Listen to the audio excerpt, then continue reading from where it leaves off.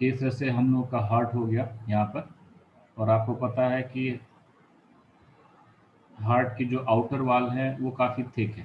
Okay, यहाँ पर तो उस केस में क्या होगा कि जो हार्ट है उसका ये एआर्टा हो गया। यहाँ पर ये क्या है, दिस इज एआर्टा। ये तो से क्या हो गया, एआर्टा हो गया यहाँ पर। और ये एआर्टा हमेशा ऑक्सीजनेटेड ब्लड लेके जाएगा। Okay, this is aorta. और एआर्टा से हमेशा जो पास होगा वो क्या पास होगा, यहाँ पर ये ऑक्सीजनेटेड ब्लड पास होगा। Okay, so this is aorta. और इस एआर्टा के थ्रू ऑक्सीजनेटेड ब्लड जाएगा यहाँ पर। जो हार्ट है उसकी इनर वॉल को तो यहाँ पर ऑक्सीजन और न्यूट्रिएंट जो होगा वो मिलता रहेगा कि जो उसके अंदर ब्लड होगा। बट जो आउटर वॉल है, आउटर वाला हार्ट जो है, उनको न्यूट्रिशन चाहिए। तो उनको न्यूट्रिशन थिकनेस की वजह से अंदर से बाहर डिफ्यूज होकर के नहीं आ सकता। तो इसलिए क्या किया कि हार्ट ने एक सिस्टम डेवलप किया कि जब एआर्टा यहाँ से अराइज होगा तो उस एआर्टा के बेस से, यहाँ पर जो एआर्टा है उसके बेस से यहाँ पर क्या रहेंगी, कोरोनरी आर्टरी जो होंगी वो हार्ट की आउटर वॉल को इस तरह से सप्लाई हो जाएंगी। और उन कोरोनरी आर्टरी में ही जो होगा वो ऑक्सीजनेटेड ब्लड जाएगा यहाँ पर, कि इसमें ऑक्सीजनेटेड ब्लड होगा और न्यूट्रिशन होगा। और ये क्या करेंगी, उस ब्लड को, उस ब्लड के थ्रू आउटर वॉल को न्यूट्रिशन देती रहेंगी कि जो आउटर वॉल है उनको क्या मिलता रहेगा, लगातार न्यूट्रिशन मिलता रहेगा। यहाँ पर आउटर वॉल ऑफ हार्ट को न्यूट्रिशन मिलता रहेगा यहाँ पर। तो ये यहाँ पर सिस्टम रहता है। और ये जो है वो कोरोनरी आर्टरी है, these are the coronary artery. यहाँ पर ये कोरोनरी आर्टरी रहेंगे। ओके, यहाँ पर अब इन्हीं में जब डिफेक्ट आता है तो उसकी वजह से जो डिजीज होती है उसको कॉरोनरी आर्टरी डिजीज बोलते हैं। अब होता क्या है कि due to advancement of age, की जैसे जैसे एज बढ़ती जाती है तो हम लोग फूड लेते जाते हैं और एजिंग होती जाती है यहाँ पर। क्लियर, तो उस केस में क्या है कि ज़्यादा अगर हमने फूड खाया है और उसमें ज़्यादा मात्रा में कोलेस्ट्रॉल है, कोई कोलेस्ट्रॉल जो है वो ज़्यादा है, तो वो कोलेस्ट्रॉल क्या करता है, आकर के डिपॉजिट होना स्टार्ट कर देता है इन कोरोनरी आर्टरी में। क्योंकि जो ब्लड यहाँ से निकलेगा वो सबसे पहले कोरोनरी आर्टरी को जाएगा, तो उसके अंदर जो भी होगा उसके सबसे ज़्यादा जाने के चांस किसमें, कोरोनरी आर्टरी में। तो यहाँ पर जो कोरोनरी आर्टरी है इनमें ब्लॉकेज होना स्टार्ट हो जाता है। और वो ब्लॉकेज दो तरह से हो सकता है कि यहाँ पर जो ब्लॉकेज है वो दो टाइप से हो सकता है। कि मान लीजिए कोरोनरी आर्टरी है, उसका छोटा सा हमने एक सेक्शन लिया तो आपको पता है कि ये इस तरह से क्या हो गई, यहाँ पर ये कोरोनरी आर्टरी हो गई। और इसका यहाँ पर ये ल्यूमेन हो गया, ये क्या हो गया, इस तरह से इसका ल्यूमेन हो गया यहाँ पर ये। अब पता चला कि एज के साथ साथ धीरे धीरे इसमें फैट का डिपोजिशन होना स्टार्ट हो गया, कि जो हम फैट खा रहे हैं उसका जो कोलेस्ट्रॉल है वो धीरे धीरे क्या कर रहा है, यहाँ पर इस तरह से स्टोर हो रहा है। यहाँ पर इस तरह से धीरे धीरे यहाँ पर स्टोर हो रहा है। तो धीरे धीरे ल्यूमेन जो है वो धीरे धीरे कैसा होता जाएगा, नैरो होता जाएगा। कि इतना कोलेस्ट्रॉल डिपॉजिट हो गया पता चला 5-6 साल में यहाँ पर। ओके, किस तरह से कोलेस्ट्रॉल डिपॉजिट हो गया, तो जो ल्यूमेन पहले इतना बड़ा था अब वो ल्यूमेन क्या हो जाएगा, इस तरह से छोटा हो जाएगा। ल्यूमेन क्या हो जाएगा, छोटा हो जाएगा, क्योंकि यहाँ पर क्या डिपॉजिट हो गया है, कोलेस्ट्रॉल डिपॉजिट हो गया। और कोलेस्ट्रॉल जो है एक टाइप का लिपिड है यहाँ पर। तो इस तरह से यहाँ पर डिपोजिशन ऑफ फैट, कि फैट के डिपोजिशन से या फिर लिपिड के डिपोजिशन से यहाँ पर ये ल्यूमेन धीरे धीरे छोटा होता है। पता चला कुछ सालों के बाद और यहाँ पर फैट डिपॉजिट हो गया, कि इस तरह से जो फैट है वो डिपॉजिट होता जा रहा है यहाँ पर ये फैट जो है वो डिपॉजिट हो जाता जा रहा है। तो जैसे जैसे फैट डिपॉजिट होता जाएगा तो ल्यूमेन क्या होती जाएगी, यहाँ पर ये नैरो। इस तरह से फिर ल्यूमेन यहाँ पर कैसी हो गई, नैरो हो गई। अब देखो कि फिर से ल्यूमेन कैसी हो गई, यहाँ पर ये नैरो होना स्टार्ट हो गई धीरे धीरे। ओके, तो जब फैट का डिपोजिशन होगा, लिपिड का, कोलेस्ट्रॉल का, इनका डिपोजिशन होता है, या फिर फाइबर्स बनना स्टार्ट हो जाते हैं, तो उसकी वजह से धीरे धीरे ल्यूमेन नैरो होती जाती है। अब यहाँ पर फिर से पता चला डिपॉजिट हो गया कुछ सालों में, तो यहाँ पर और ल्यूमेन इसकी क्या हो गई, नैरो हो गई। तो केवल अगर फैट का डिपोजिशन हो रहा है यहाँ पर, कि ओनली फैट का डिपोजिशन हो रहा है, तो उसके फैट के डिपोजिशन की वजह से जो यहाँ पर कंडीशन डेवलप होती है यहाँ पर, कि उसमें क्या होता है कि जो ल्यूमेन है वो धीरे धीरे नैरो होती जाती है। अगर इसको हम फ्रंट साइड से देखें तो हमें ऐसा दिखेगा। बट धीरे धीरे कोलेस्ट्रॉल डिपॉजिट होने से पहले ल्यूमेन जो थी इतनी नैरो हो गई यहाँ पर, इसकी ल्यूमेन जो थी वो यहाँ पर इस तरह से नैरो हो गई। ये ल्यूमेन यहाँ पर क्या हो गई, इस तरह से आपको नैरो दिख रही, यहाँ पर इतनी ल्यूमेन नैरो हो गई। फिर कुछ सालों के बाद डिपोजिशन हो गया तो फिर से ल्यूमेन क्या हो जाएगी, यहाँ पर ये नैरो हो जाएगी। कि इस तरह से ल्यूमेन क्या हो रही है, यहाँ पर ये नैरो हो रही। ओके, तो इस तरह से ल्यूमेन नैरो होती जाएगी। पता चला फिर डिपॉजिट हो गया तो ल्यूमेन और यहाँ पर नैरो हो गई। तो इस तरह से ल्यूमेन का नैरो होना यहाँ पर, ये कोरोनरी आर्टरी डिजीज का यहाँ पर सिम्टम्स है। और ये ल्यूमेन जो है वो कैसे नैरो हो सकती है, यहाँ पर फैट के डिपोजिशन से। इसमें क्या क्या डिपॉजिट हो सकता है, फैट, है ना, और फैट है तो फैट के साथ साथ कोलेस्ट्रॉल भी हो सकता है यहाँ पर। ओके, कोलेस्ट्रॉल का डिपोजिशन हो गया यहाँ पर। ओके, या फिर क्या हो जाए, इसमें फाइबरस टिश्यू डेवलप डिपॉजिट होना स्टार्ट हो जाए। यहाँ पर क्या डिपॉजिट होना स्टार्ट हो जाए कि फाइबरस टिश्यू, ये सब यहाँ पर डिपॉजिट होना स्टार्ट हो जाए, तो उसकी वजह से ल्यूमेन जो है वो नैरो होता जाएगा। तो ये जो है वो साइड व्यू है और ये फ्रंट व्यू है यहाँ पर। तो ल्यूमेन यहाँ पर कैसा हो गया, नैरो हो गया। आप देख रहे हैं ल्यूमेन कैसा हो गया, नैरो हो गया यहाँ पर। तो केवल अगर फैट का डिपोजिशन होता है तो इस डिजीज को यहाँ पर क्या बोलते हैं, that is known as atherosclerosis. It is known as athero, this is known as atherosclerosis, atherosclerosis. Okay, यहाँ पर ये एथेरोस्क्लेरोसिस रहेगा जब फैट का डिपोजिशन होगा। और जब आपको स्टेटमेंट दिया जाएगा तो उसमें अगर देखा दे रखा है कि जो deposition of fat caused disease that is known as, answer क्या रहेगा आपको, एथेरोस्क्लेरोसिस। या फिर आपको दे रखा है कि ल्यूमेन जो है वो नैरो हो गई। ओके, ल्यूमेन, नैरो ल्यूमेन, कहीं पर स्टेटमेंट आपको मिलता है क्या, यहाँ पर देयर इज नैरो ल्यूमेन, तो आप उससे आइडेंटिफाई करेंगे यहाँ पर कि नैरो ल्यूमेन हो रही है, नैरो ल्यूमेन, क्योंकि एनसीईआरटी में दे रखा है नैरो ल्यूमेन ऑफ आर्टरी। तो अगर आपको दे रखा है कि narrowing in the lumen of artery, then disease is known as atherosclerosis. और वो किसकी वजह से होगी, तो यहाँ पर ये जो सब्सटेंस आपको लिखे, फैट है, कोलेस्ट्रॉल है, तो इन सब के डिपोजिशन से होगी। और अगर यही प्रोसेस चलता रहा यहाँ पर, कि अगर यही प्रोसेस चलता रहा तो इस प्रोसेस की वजह से क्या होगा, कि अगर ये प्रोसेस चलता रहा तो एक दिन क्या होगा कि ये जो पूरा का पूरा ल्यूमेन है वो ब्लॉक हो जाएगा, है ना, कि पूरा पता पूरा ल्यूमेन ही ब्लॉक हो गया। यहाँ पर डिपोजिशन हो गया इस तरह से, तो पूरा ल्यूमेन क्या हो गया, इस तरह से ब्लॉक हो गया, इस तरह से पूरा ल्यूमेन ही यहाँ पर ब्लॉक हो गया। अब इसके थ्रू, इस आर्टरी के थ्रू ब्लड जो है वो ट्रांसफर ही नहीं हो पाएगा, तो ये क्या हो गया, तो इससे यहाँ पर नैरो हो गया यहाँ पर ये। तो अगर आपको केवल ये दे रखा है कि narrowing of artery due to deposition of fat, तो आपका आंसर रहेगा दैट इज एथेरियोस्क्लेरोसिस। आर्टरियोस्क्लेरोसिस क्या होती है, कि आर्टरियोस्क्लेरोसिस में क्या होगा, तो सेम चीज रहती है इन केस ऑफ आर्टेरियोस्क्लेरोसिस, यहाँ पर सेम चीज है आर्टरियोस्क्लेरोसिस, बट डिफरेंस ये है कि यहाँ पर क्या रहेगा कि यहाँ पर भी जो है कोई जरूरी नहीं कि ल्यूमेन नैरो ही हो, यहाँ पर इस तरह से ल्यूमेन रहेगा, बट यहाँ पर क्या होता है कि फैट का डिपोजिशन हो गया, कि इस तरह से फैट डिपोजिट हो गया, ल्यूमेन जो है उतना नैरो नहीं होगा, बट फैट का डिपोजिशन हुआ, और फैट के साथ साथ पता चला यहाँ पर कैल्शियम आयन भी डिपोजिट हो रहे हैं। और आपको पता है कि अगर कहीं पर कैल्शियम डिपोजिट होता है तो कैल्शियम डिपोजिट होने की वजह से यहाँ पर क्या होता है, हार्डनिंग हो जाती। हम लोग की बोन, टीथ, ये हार्ड है, क्यों हार्ड है, क्योंकि वहाँ पर कैल्शियम डिपोजिट है। तो पता चला फैट का डिपोजिशन भी है और साथ में क्या है यहाँ पर, दैट इज कैल्शियम का भी डिपोजिशन है। तो फैट और कैल्शियम दोनों के डिपॉजिट होने की वजह से जो यहाँ पर ल्यूमेन है उसके ऊपर तो कोई फर्क नहीं पड़ रहा, ल्यूमेन तो चलो थोड़ा सा नैरो हुआ, बट हार्डनिंग हो गई, यहाँ पर क्या हो गई, इट इज हार्डनिंग,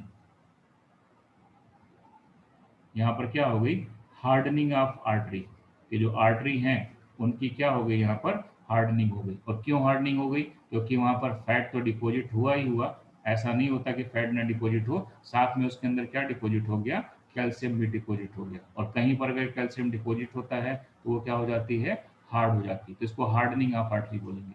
ओके, यहाँ पर तो इस तरह से यहाँ पर देखिए atherosclerosis that is narrow lumen of artery हो जाएगा due to deposition of fat, cholesterol या फिर फाइब्रस टिश्यू। और जो नेक्स्ट है यहाँ पर दैट इज आर्टरियोस्क्लेरोसिस, इसमें क्या होगा, फैट के साथ कैल्शियम डिपोजिट होगा और यहाँ पर हार्डनिंग ऑफ आर्टरी हो जाएगी। यहाँ पर ल्यूमेन देखिए ब्लॉक हो गया, पूरा ल्यूमेन ब्लॉक हो गया यहाँ पर, तो अब यहाँ पर ब्लड सप्लाई नहीं हो पाएगी, यहाँ की ब्लड सप्लाई क्या होगी, ब्लॉक हो गई यहाँ पर।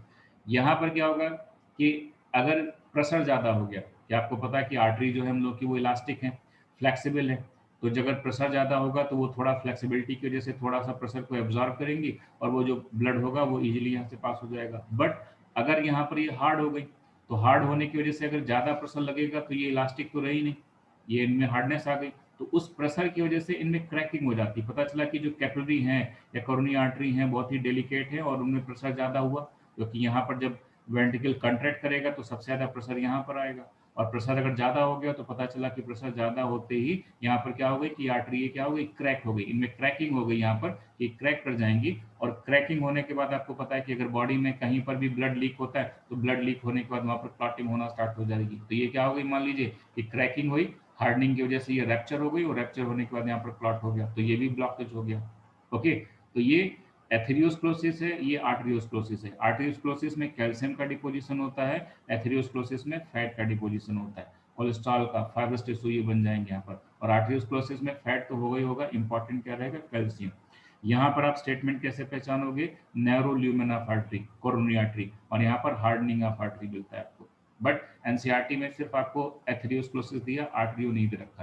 क्लियर? तो अगर आपको कहीं पर दे रखा है क्वेश्चन ऐसा कि deposition of fat and calcium both take place, but option में आपको आर्टरियो नहीं मिला है, तो आपको क्वेश्चन छोड़ना नहीं है, आपको क्या टिक करना है, फिर एथेरियो टिक करना है।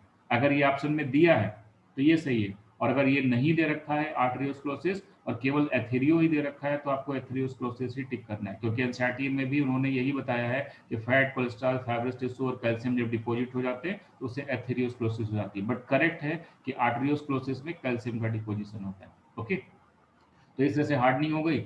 यहाँ पर ल्यूमेन क्या हो गया, ब्लॉक हो गया। यहाँ पर क्या हो गया, ल्यूमेन ब्लॉक।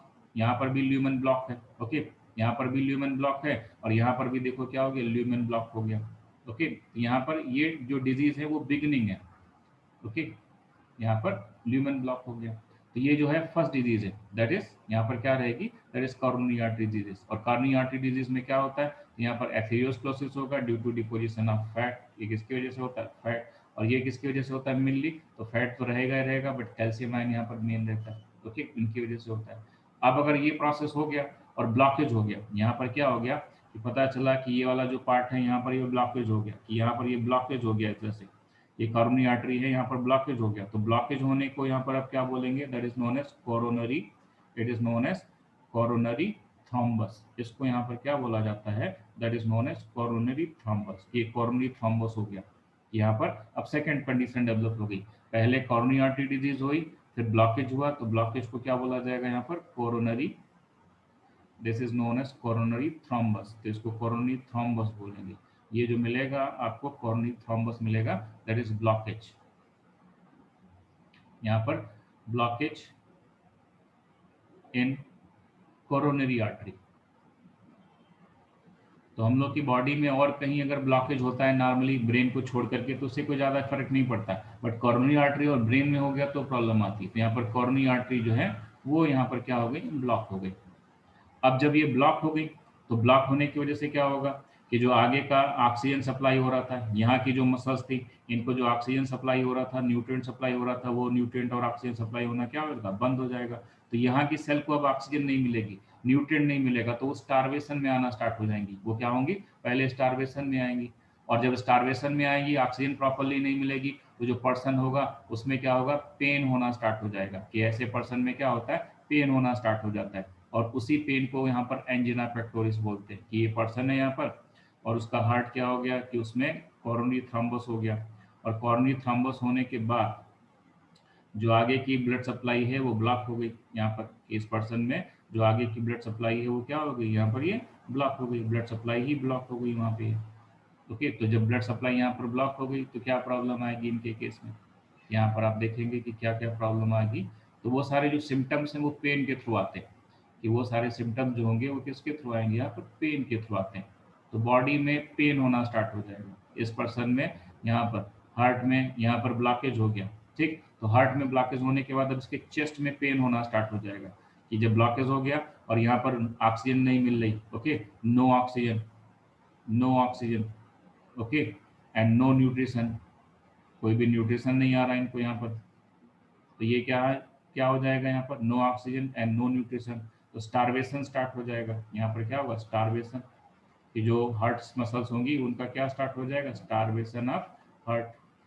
यहाँ पर स्टारवेशन ऑफ हार्ट मसल्स, की जो हार्ट मसल्स होंगी वो क्या होंगी यहाँ पर, ये स्टारवेशन की कंडीशन में चली जाएंगी यहाँ पर।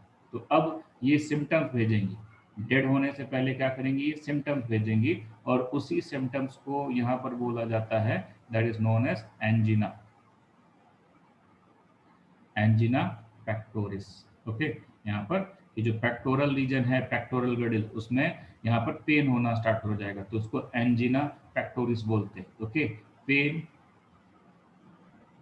In chest, pain in chest muscles, जो चेस्ट मसल्स होंगी उनमें पेन होना स्टार्ट हो जाता है, तो इसको एंजिना पेक्टोरिस बोलते हैं यहाँ पर। This is known as angina pectoris. Okay, और ये सिम्टम्स हैं एक्यूट चेस्ट पेन की, इसमें एक्यूट चेस्ट पेन होगा थोड़ी थोड़ी देर बाद। यहाँ पर क्या होगा कि चेस्ट पेन होता है और एक्चुअली यहाँ पर क्या होगा, एक्यूट चेस्ट पेन होगा यहाँ पर। दैट इज एक्यूट, एक्यूट मतलब suddenly, acute pain in chest.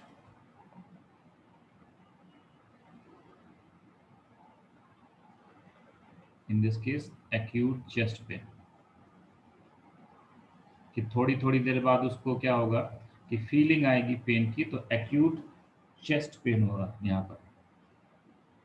और ये जो है वो एक टाइप का सिम्टम्स है यहाँ पर। ओके, कि no enough oxygen reaching to the heart muscles, कि यहाँ पर जो हार्ट मसल्स हैं उनको ऑक्सीजन नहीं जा रहा, तो ये एक्यूट चेस्ट पेन होगा ड्यू टू, किसकी वजह से होगा, due to less oxygen,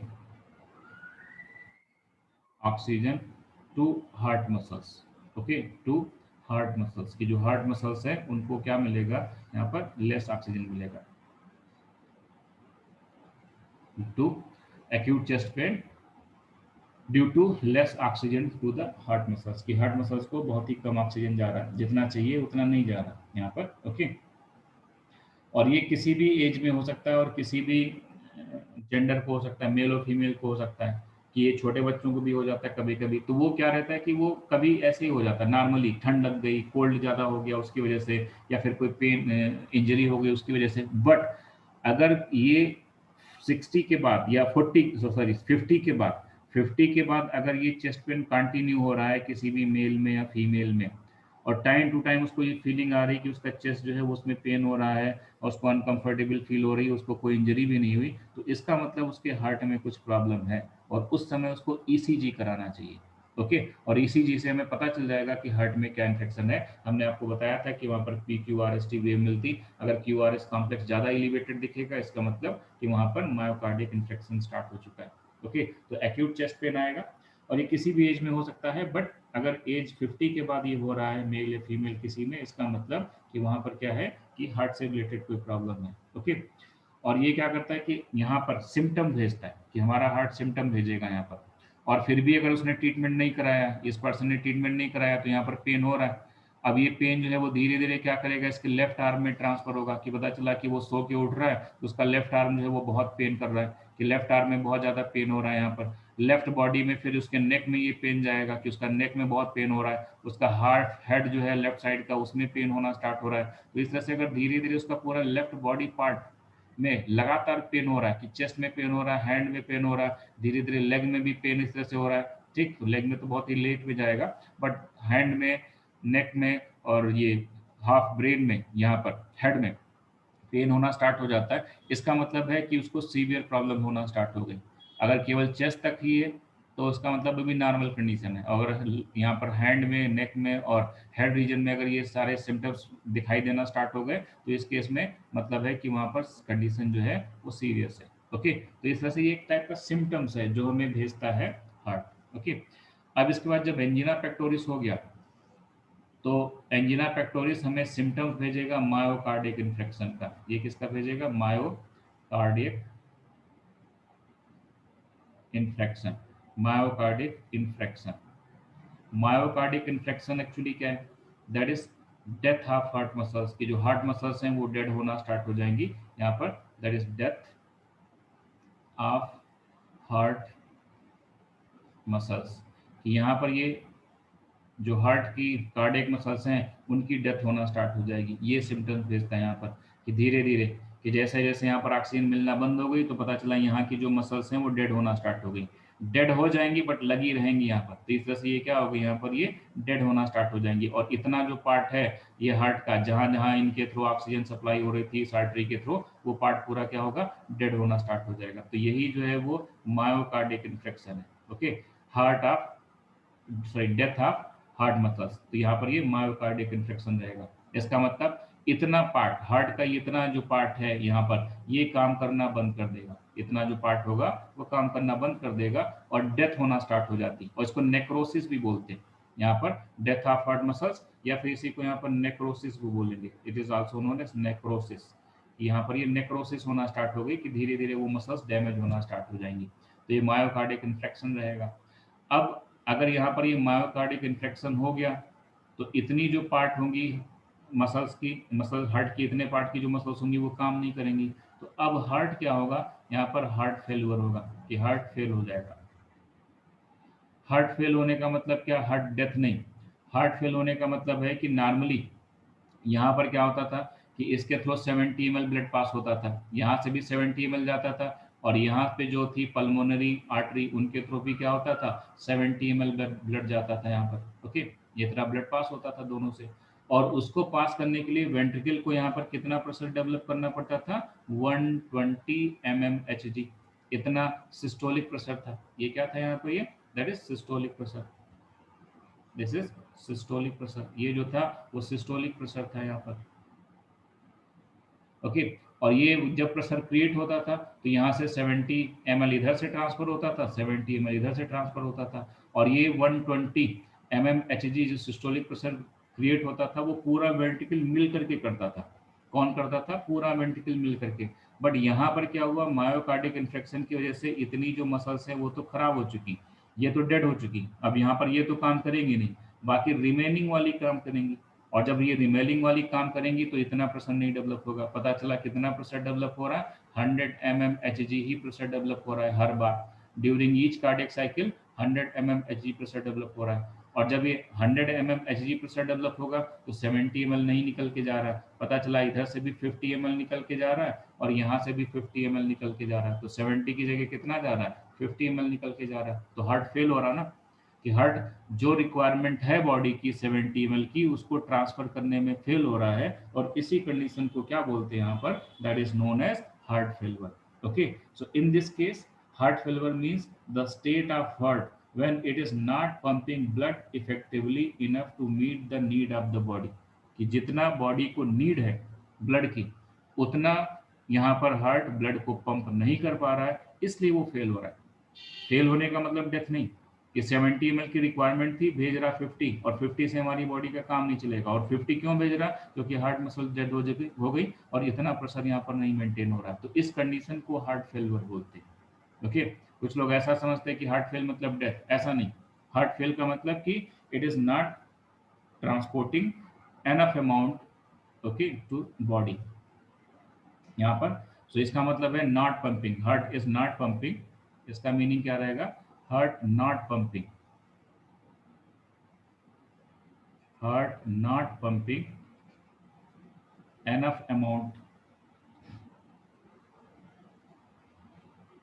enough amount of blood,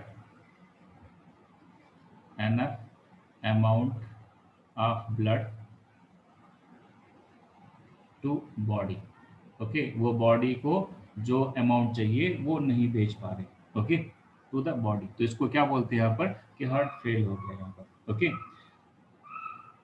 और some time it is called congestive heart failure. कुछ टाइम इसको क्या बोलते हैं यहाँ पर, it is also known as congestive, some time it is also called congestive,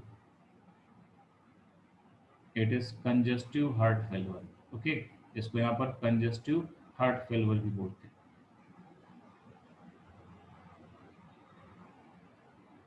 okay, तो इसको कंजस्टिव हार्ट फेलियर बोलेंगे यहाँ पर, कि because congestion of the lungs is one of the main symptom of this disease. तो इसमें क्या होगा कि जो हमारा ब्लड है, लंग्स को जितना जाना चाहिए उतना लंग्स को ब्लड सप्लाई नहीं हो पाता। तो जब भी हार्ट फेलियर होगा तो उसमें सबसे पहले इफेक्टेड जो होंगे वो लंग्स होंगे। ओके, और इसी वजह से यहाँ पर इसको कंजस्टिव हार्ट फेलियर बोलते हैं। और यहाँ पर कंजेशन हो जाता है, यहाँ पर congestion of lungs, okay, one of the main symptoms of this disease. Okay, यहाँ पर लंग्स जो है उनको प्रॉपरली उनकी रिक्वायरमेंट के अकॉर्डिंग जो ब्लड चाहिए वो नहीं मिल पाता। ओके, तो ये कंडीशन रहती है यहाँ पर। अब इसके बाद क्या हुआ कि ये प्रोसेस चल रहा था, कि यहाँ पर ये स्टारवेशन हो गया, स्टारवेशन के बाद ये मायोकार्डिक इन्फेक्शन हो गया। अब मायोकार्डिक इन्फेक्शन होने के बाद फिर आता है हार्ट अटैक। तो क्या होता है कि पता चला ये 50 ml भेज रहा है, ये कितना सप्लाई कर रहा है, 50 ml सप्लाई कर रहा है नॉर्मल कंडीशन में। अब हुआ क्या कि उस पर्सन को ज़्यादा स्ट्रेस हो गया, कि मान लो कोई उसको शॉकिंग न्यूज़ मिल गई, बहुत ज़्यादा शॉकिंग न्यूज़ मिल गई, और उस शॉकिंग न्यूज़ को वो हैंडल करने के लिए, उसकी बॉडी ने हैंडल करने के लिए हार्ट को मैसेज भेजा कि आपको क्या करना है कि बहुत ज़्यादा ब्लड सप्लाई करना है, 70 ml ब्लड सप्लाई करना है यहाँ पर। ओके, तो उस कंडीशन में बॉडी को कोप अप करने के लिए हार्ट क्या करता है, बहुत ज़्यादा ब्लड पंप कर देता है, अपनी जो उसकी जो कैपेसिटी है उस समय उससे ज़्यादा क्या करेगा, यहाँ पर ब्लड को पंप कर देगा। और उसकी वजह से हार्ट की जो रिमेनिंग मसल्स हैं उनके ऊपर इफेक्ट आता है, उनमें पेन होना स्टार्ट हो जाता है, क्योंकि वाइग्रस कंट्रैक्शन होगा 120 ml और 120 mmHg, इससे ज़्यादा भी प्रेशर मेंटेन कर सकता है। क्योंकि अगर स्ट्रेस कंडीशन है तो नॉर्मल कंडीशन में तो 120 पे कर रहा था, और 120 पर कर नहीं रहा, इस समय 100 पे कर रहा है। तो अगर स्ट्रेस कंडीशन आ गई तो उसको कितना मेंटेन करना पड़ेगा, मान लीजिए उसको 140 mmHg मेंटेन करना पड़ेगा, और उसको उस समय 70 नहीं चाहिए, उस समय उसको कितना चाहिए, 80 चाहिए, 90 चाहिए। तो इतना ज़्यादा ब्लड पंप करना है, और उसको पंप करने के लिए इतना ज़्यादा प्रेशर क्रिएट करना है। और जब ये मसल्स, रिमेनिंग मसल्स जो उस समय हैं, इतना ज़्यादा जब प्रेशर क्रिएट करने की कोशिश करेंगी तो उनके ऊपर बहुत सारा स्ट्रेस आएगा, और जब उनके ऊपर स्ट्रेस आता है इस तरह से, तो हार्ट की जो कार्डियक मसल्स हैं उनके ऊपर स्ट्रेस आने की वजह से जो सिम्टम्स आता है उसको हार्ट अटैक बोलते हैं। उसको क्या बोलेंगे यहाँ पर, that is known as heart attack. Okay, तो अब यहाँ पर हार्ट अटैक आता है। हार्ट अटैक होने का रीजन मायोकार्डिक इन्फेक्शन ही है। ओके, तो यहाँ पर ये क्या आएगा, इस तरह से हार्ट अटैक आएगा यहाँ पर। ओके, तो हार्ट अटैक होगा यहाँ पर। और ये हार्ट अटैक जो होता है वो क्या होता है यहाँ पर, when the heart muscles is suddenly damage by an inadequate blood supply. कि यहाँ पर क्या होंगी कि हार्ट मसल्स, यहाँ पर सिंपल लैंग्वेज में समझते, heart muscles contract, heart muscles contract,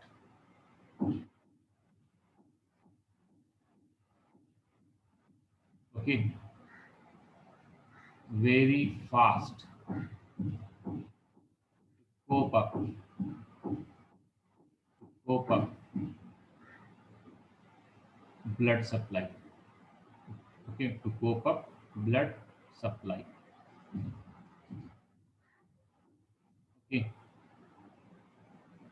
तो इस कंडीशन को बोलते हैं यहाँ पर हार्ट अटैक। ओके, यहाँ पर या मैक्सिमम, यहाँ पर क्या होगा, मैक्सिमम कंट्रैक्शन, कि heart muscles contract very fast to cope up blood supply need by body, कि जो बॉडी की उस समय रिक्वायरमेंट है उसको पूरा करने के लिए जब हार्ट मसल्स यहाँ पर सडनली यहाँ पर कंट्रैक्ट करेंगी तो उस कंडीशन को हार्ट अटैक बोलते हैं। और उस तरह से हार्ट मसल्स के ऊपर बहुत सारा प्रेशर लगता है, बहुत सारा स्ट्रेस आता है, तो उसकी वजह से जो हार्ट है उसके ऊपर इफेक्ट आता है। इसलिए जो पर्सन होते हैं उनको अनकंफर्टेबल फील होता है, और क्या बोलते हैं उनको कि हार्ट अटैक आ गया। क्लियर? तो ये हार्ट अटैक और कुछ नहीं है, इट इज रैपिड कंट्रैक्शन या very suddenly fast contraction to the heart muscles. Okay, okay, to cope up the blood supply need by the body, की जो बॉडी को नीड चाहिए। तो ये हार्ट फेल होता है यहाँ पर। अब इस तरह से ये सारा प्रोसेस चल रहा है मान लीजिए। ओके, और यहाँ पर ये प्रेशर मेंटेन कर रहे हैं, तो पता चला कि हार्ट की जो मसल्स हैं वो ज़्यादा डैमेज हो गई, कि उसने ध्यान नहीं दिया, और बहुत सारी यहाँ पर मसल्स क्या हो गई, डैमेज हो गई यहाँ पर। ओके, और एक दिन क्या हुआ कि एक दिन उनको बहुत ही शॉकिंग न्यूज़ मिल गई, या फिर बहुत ही अच्छी न्यूज़ मिल गई, मान सकते हैं यहाँ पर, कि ज़्यादा जिनका हार्ट कमज़ोर हो ना तो उनको ज़्यादा अच्छी खबर देनी चाहिए, और ना ही ज़्यादा उनको शॉकिंग खबर देनी चाहिए। तो पता चला कि एक दिन उनको बहुत ही अच्छी खबर मिल गई कि उनकी लॉटरी लग गई 1 करोड़ रुपए की। ओके, ओल्ड एज में। ठीक, तो उस केस में क्या होगा कि वो बहुत ज़्यादा एक्साइटेड होंगे, बॉडी उनकी बहुत ज़्यादा एक्साइटेड हो गई, बहुत खुश हो गए, और ब्लड सर्कुलेशन उस समय बहुत ज़्यादा क्या होगा, फास्ट हो जाएगा। और उस केस में क्या हुआ कि उनकी हार्ट मसल ने बहुत ज़्यादा कंट्रैक्शन शो किया, और इतना ज़्यादा कंट्रैक्शन हुआ कि एक बार हार्ट कंट्रैक्ट हुआ और उसके बाद अब रिलैक्स ही नहीं हो रहा, तो परमानेंट कंट्रैक्शन हो गया हार्ट का। तो उस कंडीशन को यहाँ पर कार्डियक अरेस्ट बोलते हैं। उसको क्या बोलेंगे यहाँ पर, that is known as cardiac arrest. Okay, this is known as cardiac arrest, this is known as cardiac arrest। okay, ये condition when the heart stop beating। okay, यहाँ पर that is heart stop beating. Okay, कि heart ने एक बार contract किया और उसके बाद फिर उसने बीटिंग ही बंद कर दी, तो इस कंडीशन को क्या बोलते हैं यहाँ पर, that is known as cardiac arrest. Okay, heart stop beating या परमानेंट कंट्रैक्शन हो गया, क्या हो गया यहाँ पर, that is permanent contraction, permanent contraction of heart muscles, कि जो हार्ट मसल्स हैं उनका परमानेंट कंट्रैक्शन हो गया और यहाँ पर अब वो रिलैक्स ही नहीं हो रही। Okay, permanent contraction of heart muscles. Okay, तो इस कंडीशन को कार्डियक अरेस्ट बोलते हैं and it is causes death. यहाँ पर ये जो है वो क्या काज करती है, इट काजेस डेथ, और ये क्या करती है यहाँ पर, डेथ काज करती है, तो इट काजेस डेथ। कि जब परमानेंट यहाँ पर कंट्रैक्शन हो गया, कि हार्ट की जो मसल्स हैं वो परमानेंट कंट्रैक्ट हो गई, अब कंट्रैक्ट करने के बाद वो रिलैक्स ही नहीं हो रही यहाँ पर, और इतना वाइग्रस कंट्रैक्शन हुआ कि अब उसके बाद यहाँ पर रिलैक्सेशन हो ही नहीं रहा, तो उस कंडीशन को यहाँ पर कार्डियक अरेस्ट बोलते हैं।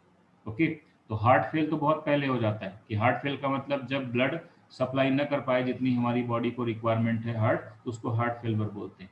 और उसके बाद जब कभी कभी वो क्या करता है, कोशिश करता है कि हम जितनी रिक्वायरमेंट है वो पूरी कर देंगे, तो उसको हार्ट अटैक बोलते हैं, कि बहुत ज़्यादा पेन होना स्टार्ट हो जाता है, हार्ट मसल्स को बहुत ज़्यादा एक्सेसिव वर्क करना पड़ जाता है, तो उसको हार्ट अटैक बोलते हैं। और एक दिन ऐसा आया कि हार्ट बहुत ज़्यादा कमज़ोर हो गया और उसने एक बार परमानेंट एक बार कंट्रैक्शन किया, और कंट्रैक्शन करने के बाद अब वहाँ पर रिलैक्सेशन या उसकी जो रिदमिसिटी है वो खत्म हो गई, तो परमानेंट कंट्रैक्शन हो गया, तो वहाँ पर हार्ट स्टॉप कर देता है बीटिंग, और उस कंडीशन को कार्डियक अरेस्ट बोलते हैं। तो ये जो रहेगी वो कार्डियक अरेस्ट कंडीशन रहेगी यहाँ पर, और उसके बाद फिर यहाँ पर क्या हो जाती है, डेथ हो जाती है, उसके बाद डेथ हो जाएगी यहाँ पर। तो ये कंडीशंस हैं यहाँ पर कि इस तरह से ब्लॉकेज हो जाता है, कि यहाँ पर जो ब्लॉकेज होगा वो आपको इस तरह से दिखेगा।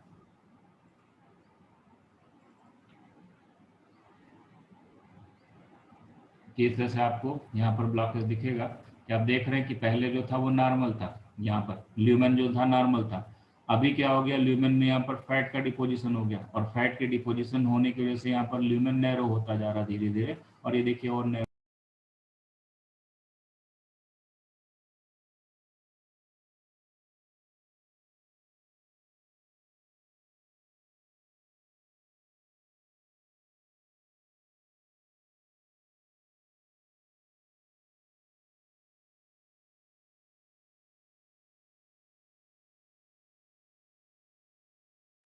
अभी टाइम खत्म होने वाला है, बाकी इससे रिलेटेड जो एनिमेशन है वो मैं आपको कल दिखाता हूँ। ठीक है, आज यहीं तक क्लास। इसमें अगर कहीं पर कोई डाउट है तो बताइए आपको। ओके, अभी टाइम और होने वाला है, 1 ही 2 मिनट बचे हैं इसमें।